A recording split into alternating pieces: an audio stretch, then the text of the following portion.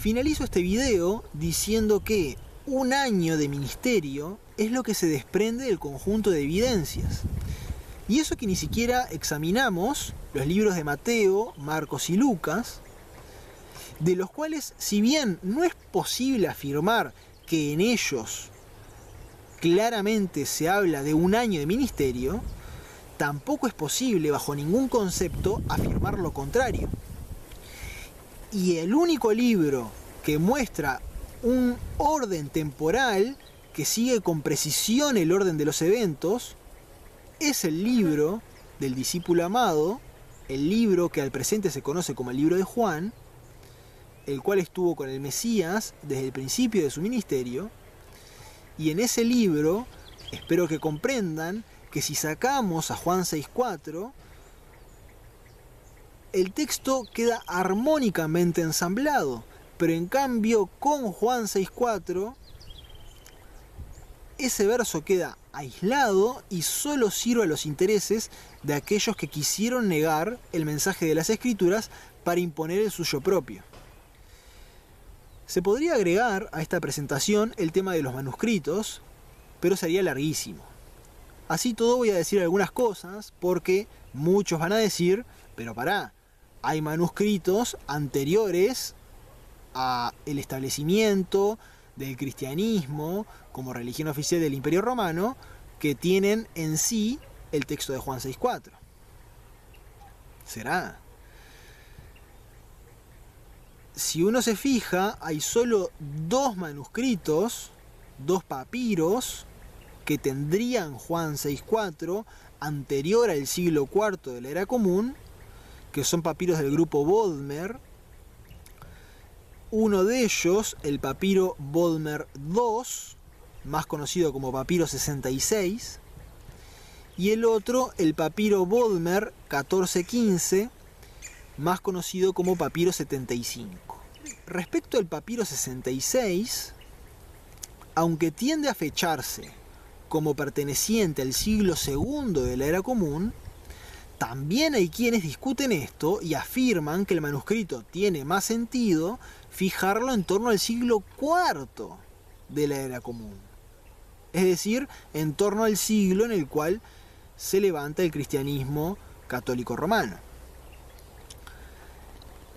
Este tipo de argumentación de que el papiro Bodmer II o el papiro 66 más hace sentido pertenezca al siglo IV es algo que, por ejemplo, argumenta Brent Nongbre en un artículo titulado Los límites de la datación paleográfica de los papiros literarios, algunas observaciones sobre la fecha y procedencia del papiro Bodmer II, papiro 66.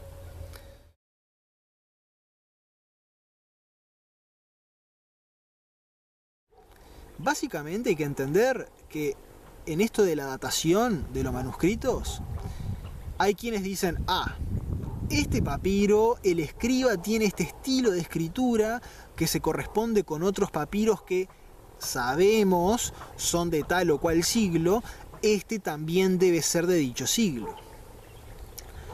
Pero este tipo de metodología tiene muchas limitaciones evidentes e incluso en ocasiones hay evidencias contradictorias que se descartan deliberadamente, y esto es en parte de lo que se habla en el artículo antedicho.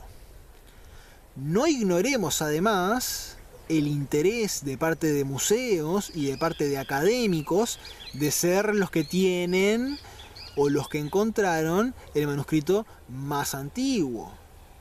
Algo que le da mucho valor al manuscrito y algo que aporta mucho a la fama de los académicos involucrados en su hallazgo y en su datación. Por último, el único manuscrito que podría decirse tiene Juan 6.4 antes del surgir del Imperio Católico Romano es el papiro Bodmer 1415, más conocido como papiro 75, que aunque tiende a fecharse en torno al siglo II y III de la Era Común, nuevamente tenemos que esta opinión, mayoritaria ciertamente, así todo es discutida. Por ejemplo, por el antecitado Brent Nongbre, en otro artículo titulado Reconsiderando el lugar del papiro Bodmer 1415 o papiro 75 en la crítica textual del Nuevo Testamento.